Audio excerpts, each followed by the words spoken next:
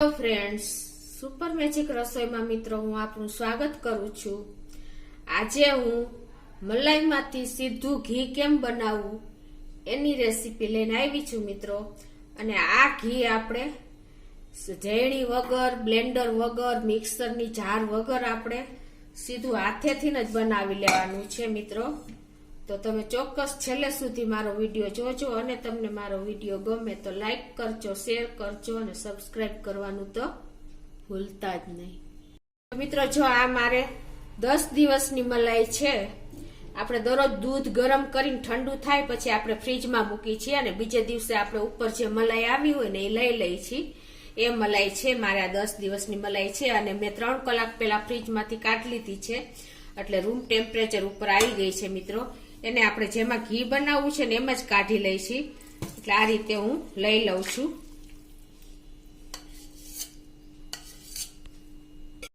હવે મિત્રો જો આ મલાઈ લઈ લીધી છે, હવે આમાં આપણે નથી બ્લેન્ડરનો ઉપયોગ કરવાનો કે નથી આપણે ઝેણીનો ઉપયોગ કરવાનો। આ રીતે આપણે ખાલી હાથેથી જો આમ 2 થી 3 મિનિટ હલાવશું ને ત્યાં માખણ છૂટું થઈ જશે। તમે જોઈ શકો છો આ રીતે।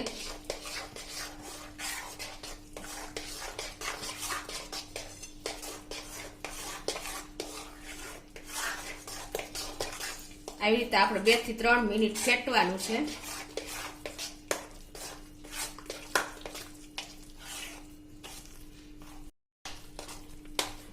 તો મિત્રો જો હું તમને લાઈવ જ બતાવી રહી છું, હું કન્ટિન્યુ ચલાવતી જ રહું છું। તમે જોઈ શકો છો, જો આપણું માખણ જો તમે સાવ છૂટું થાતું ગયું છે, જો બધું દૂધ શોષાઈ ગયું છે અને આ રીતે આપણું માખણ જો તરત જ મલાઈમાંથી બની ગયું છે। આને આપણે જામન વગર એટલે કે મેળવા વગર આપણે સીધું જ મલાઈમાંથી ઘી બનાવી છીએ। તમે જોઈ શકો છો 1 જ મિનિટ થઈ છે મિત્રો, હું 3 મિનિટનું કહું છું પણ 1 જ મિનિટ થઈ। તમે જોઈ શકો છો જો આપણું થોડું થોડું દૂધ છૂટું પડી ગયું મલાઈનું, જો દેખાય છે તમને। આ રીતે તમે ફ્રીજમાંથી કાઢ્યા પછી તમારે 3 કલાક પહેલા ફ્રીજમાંથી કાઢો ને એટલે રૂમ ટેમ્પરેચર ઉપર આવશે ને તમારી મલાઈ, એટલે કાંઈ તમારે બ્લેન્ડરની કે મિક્સરની કે કોઈ પણ જરૂર નહીં પડે અને સીધું જ માખણ છૂટું પડી જશે મિત્રો। હવે હું એને હાથેથી જ ફેટીને એનું દૂધ લઈ લઉં છું મિત્રો। આપણું માખણ તૈયાર થઈ ગયું, 1 મિનિટ જ થઈ। મેં તમને લાઈવ જ બતાવ્યું, જો જોઈ શકો છો ને તમે આ મલાઈનું દૂધ। આને હવે આપણે એક તપેલીમાં લઈ લેશું દૂધને આ રીતે।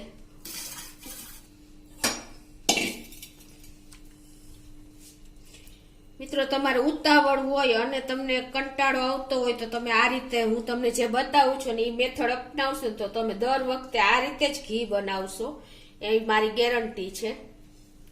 જો આપણે આ દૂધ લઈ લેશું મિત્રો,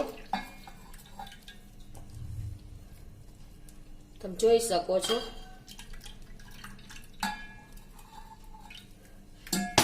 આવી રીતે આપણે પ્રેસ કરીને માખણને બધું દૂધ એનું કાઢી લેવાનું છે। કાંઈ વાર જ ન લાગી મિત્રો, ઓલું તો આપણે કેટલી વાર બ્લેન્ડર મારી મેરવણ નાખ્યું હોય તો ટાઈમ લાગી જાય છે, આમાં જરાય ટાઈમ નહીં લાગે।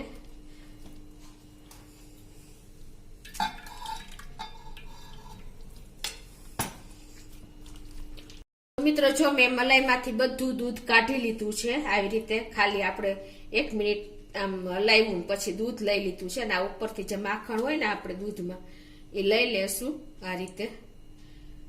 અને હવે આપણે આમાં થોડુંક પાણી નાખશું, કેમ કે આપણે આ પાણી આપણે હજી આમાં દૂધ હોય ને એટલે આ દૂધની તપેલીમાં નાખશું, એટલે આપણે બહુ ઝાઝુ પાણી નથી નાખવાનું। આ રીતે થોડુંક જ પાણી નાખશું અને આપણું માખણ આપણે આ રીતે દૂધ બધું કાઢી લેશું માખણમાંથી। જો વધારે પાણી નાખશું તો આપણું દૂધ પાતળું થઈ જશે અને આપણે મેળવશું ને તો દહીં પણ પાતળું લાગશે છે ને મિત્રો। વેસ્ટમાંથી બેસ્ટ આપણે બધું લઈ લઈએ છીએ, આ માખણમાંથી બધી પ્રોસીજર કરીને આપણે બધું ઉપયોગી બનાવી લઈએ છીએ।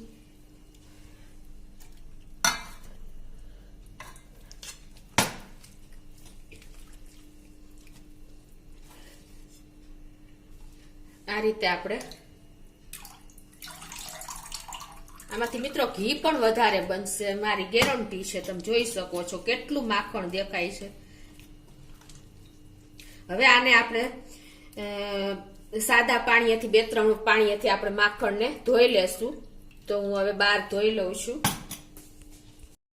તો મિત્રો જો આવી રીતે આપણે સાદા પાણીથી ધોઈ નાખવાનું માખણ. આ મેં બીજું પાણી લીધું છે અને આજે આ બધું આપણે આ દેખાય છે તમને, આ બધા જે ઓલા માખણના નીકળશે ને વધારાનું બધું જે કીટું નીકળી જશે એટલે તમારે આ કીટું પણ ઓછું બનશે. જો આ બધું ઉપરના ફોદા નીકળી જશે ને દૂધના એટલે તમારે કીટું પણ ઓછું બનશે. તો આ રીતે જો તમારે 2-3 પાણી માખણને ધોઈ નાખવાનું. તો મિત્રો જો મેં 2 પાણીએ ધોઈ નાખ્યું અને ઉપર જે દૂધના ફોદા આવ્યા ને એ બધા નીકળી ગયા એટલે આપણે કીટું પણ ઓછું બને. તમે આ પ્રોસીજર કરશો ને પછી સાવ પાણી આપણે આવી રીતે નિતારી લેવાનું છે. સાવ એકદમ સાવ નીતરી જાય ને ત્યાં સુધી, નહીતર પાણી હશે ને તો પણ કીટું વધારે બનશે. એટલે આ રીતે આપણે, અને હવે આપણે ગેસ ઓન કરીને એને ગરમ મૂકી દેશું. આ રીતે, અને એકદમ મીડિયમ ફ્લેમ, સ્લો ફ્લેમ ઉપર જ આપણે કરવાનું છે ઘી ગરમ, એટલે સરસ આપણું ઘી ગરમ થાય.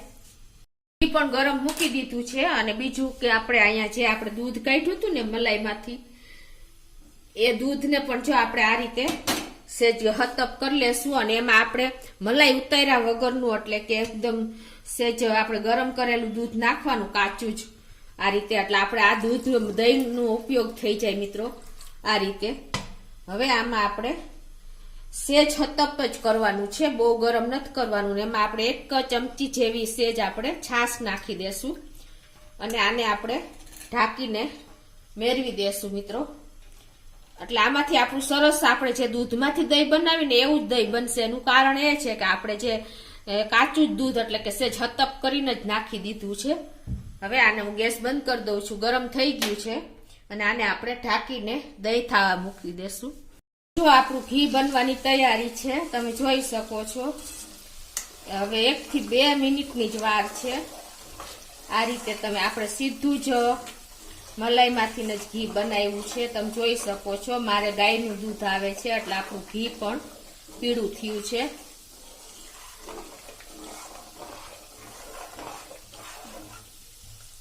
મિત્રો જો હવે આપણું ઘી તૈયાર થવાની સાવ તૈયારી છે. તમે જોઈ શકો છો એકદમ તાજું ઘી થઈ ગયું છે. અને આવું આપણું કીટું સેજ અમથું બ્રાઉન ગુલાબી જેવું થાય ને સેજ અમથું, ત્યાં સુધી આપણે ઘી ગરમ કરી લેવાનું. એટલે આપણું ઘી પણ સરસ ગરમ થઈ જશે અને આપણું કાચું નહીં લાગે, વાસ પણ નહીં આવે. એટલે હું તમને આવી નાની નાની ટિપ્સ મિત્રો ખાસ બતાવતી જાઉં છું, કેમ કે આ બધો મારો અનુભવ બોલે છે. મિત્રો હું આ રીતે જ પહેલેથી ઘી ગરમ કરું છું. હવે આપણું ઘી ગરમ થઈ ગયું છે અને હું ગેસ બંધ કરી દઉં છું.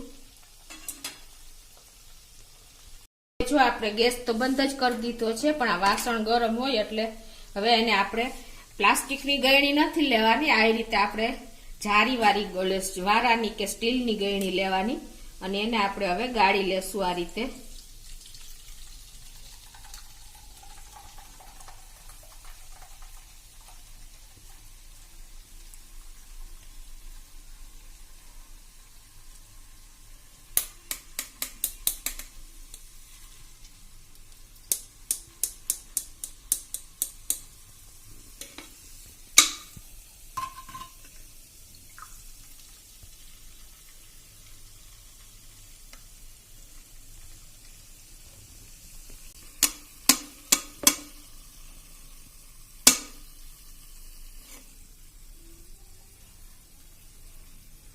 તો મિત્રો તમે જોઈ શકો છો 1 ટેબલ સ્પૂન જેવું જ આપણે કીટું નીકળ્યું છે. આપણે જે ઘીનું કીટું કહીએ ને એ તમે જોઈ શકો છો. જરાય વધારે કીટું નથી નીકળ્યું. અને આ કીટાનો પણ તમે કેમ ઉપયોગ કરવો ને એ પણ હું તમને બતાવી દઉં મિત્રો.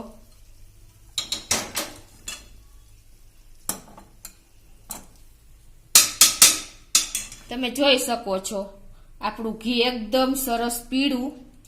અને બીજું કે તમારે જો કણીવાળું ઘી કરવું હોય ને તો ઘી ગરમ થતું હોય ને ત્યારે 1 છટકોરો પાણીનો મારી દેવાનો, એમ કે આમ સ્પ્રિંકલ કરી દેવાનું, એટલે તમારું ઘી કણીવાળું થાય મિત્રો.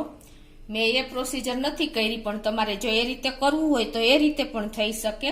હવે તમે જોઈ શકો છો મિત્રો કે આપણે જો આ ઘી એકદમ સરસ ગરમ તો થઈ ગયું છે, પણ સેજ નીચે કીટું દેખાય. જોયું તમે? આપણે સ્ટીલની ગળણીમાં ગાળ્યું હોય ને તો પણ એટલું કીટું તો જાય જ મિત્રો. હવે આને આપણે ઠંડુ થાય એટલે આપણે બીજા વાસણમાં લઈ લેશું, અને કીટું સેજ અમથું નહીં જેવું છે, પણ એ લાંબો ટાઈમ જો તમારે રહેતું હોય ને તો પછી સ્મેલ આવે. એટલે આ રીતે હું તમને બીજા વાસણમાં નાખીને બતાવી દઉં. મિત્રો તમારે બીજા વાસણમાં લઈ લેવાનું, અને તમને તળિયે કેટલું રહ્યું છે ને કીટું એ પણ બતાવી દઉં, કેમ કે આ ઘી તમારે લાંબો ટાઈમ સુધી સારું રહેશે.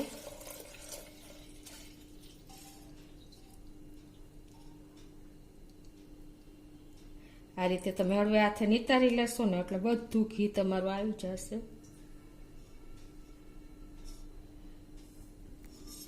જો મિત્રો આટલું જ કીટું હતું અંદર, તમે જોઈ શકો છો ને. હવે આ નહીં જેવું જ કહેવાય, અમથું 1 ટીસ્પૂન નથી, અમથું પિંચ જેટલું જ છે. હવે તમે જોઈ શકો છો આપણું ઘી એકદમ સરસ તાજું જો છે ને. આપણે 5 થી 7 મિનિટમાં આપણું ઘી રેડી થઈ જાય છે મિત્રો, ઈઝીલી. તો મિત્રો આ જો આપણે 10 દીની ગાયના દૂધની મલાઈમાંથી આપણે 750 ગ્રામ ઘી થયું છે. તમે જોઈ શકો છો. નહીતર ગાયના દૂધનું ઘી એટલું થાય નહીં, પણ તમે જોઈ શકો છો કે કેટલું ઘી ડાયરેક્ટ તમે મલાઈમાંથી ઘી બનાવો ને તો આટલું ઘી નીકળે. અને તમે આમાં પણ જોઈ શકો છો, જો આપણું 1 ટેબલ સ્પૂન જેટલું જ કીટું નીકળ્યું છે. આ કીટું આપણે પનીર નથી હોતું, ખાટું નથી થયું હોતું, એટલે આને તમે ભાખરીમાં નાખીને ભાખરી બનાવી શકો છો, પરોઠામાં નાખીને પરોઠા બનાવી શકો છો, અને એમ ન કરવું હોય તો તમે આમાંથી મીઠાઈ પણ બનાવી શકો છો. એમાં આપણે આમથી અડધો કપ જેવું દૂધ નાખશું ડાયરેક્ટ આ રીતે, અને એમાં આપણે આ રીતે ગેસ ઓન કરી અને આને આપણે સતત હલાવતા રહેશું, એટલે આપણે થાબડી પેંડા તૈયાર થઈ જશે આ રીતે. તો મિત્રો આ રીતે જો આપણે કન્ટિન્યુ મેં અડધો કપ 1 ટેબલ સ્પૂન આપણે કીટું હતું ને તો મેં અડધો કપ જ દૂધ નાખ્યું છે. કીટું પણ વધારે નથી નીકળ્યું. તમે ખાસ નોટ કરજો મિત્રો આ રીતે બનાવવા માટે. તમે નાની નાની ટિપ્સ હું તમને બતાવું છું, તમને ખ્યાલ આવતો જશે.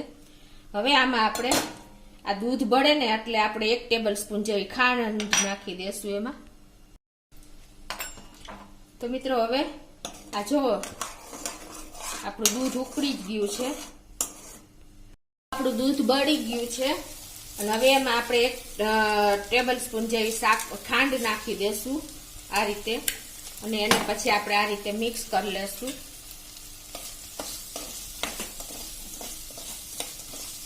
તો આપણા થાબડી પેંડા મિત્રો જો આ રીતે બની શકે છે. આપણે જાજુ કીટું નહોતું એટલે થોડુંક જ બન્યું છે. આ રીતે તમારે જો કીટું વધારે નીકળતું હોય કોઈને તો તમે આ રીતે ઘરે ઈઝીલી બાર કરતા પણ આ પેંડા આપણા સરસ લાગે છે. તમે જોઈ શકો છો. હવે હું ગેસ બંધ કરી દઉં છું. રેડી થઈ ગયું છે ને આપણે એક ડીશમાં ઢાળી દેશું. રીતે આપણે પ્લેટમાં કાઢી લેશું મિત્રો.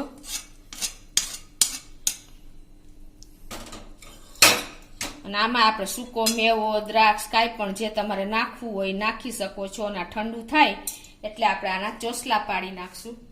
આપણું ઘી પણ રેડી છે, અને આપણા થાબડી પેંડા પણ એમાંથી કીટામાંથી બનેલા રેડી છે, અને આપણું દહીં પણ 2 કલાક થશે ને એટલે તૈયાર થઈ જશે મિત્રો. તો આ રીતે તમે એક વસ્તુમાંથી 3 વસ્તુ બનાવી શકો છો મિત્રો. તો તમને મારો વિડીયો ગમે તો લાઈક કરજો, શેર કરજો, અને સબસ્ક્રાઈબ કરવાનું તો ભૂલતા જ નહીં.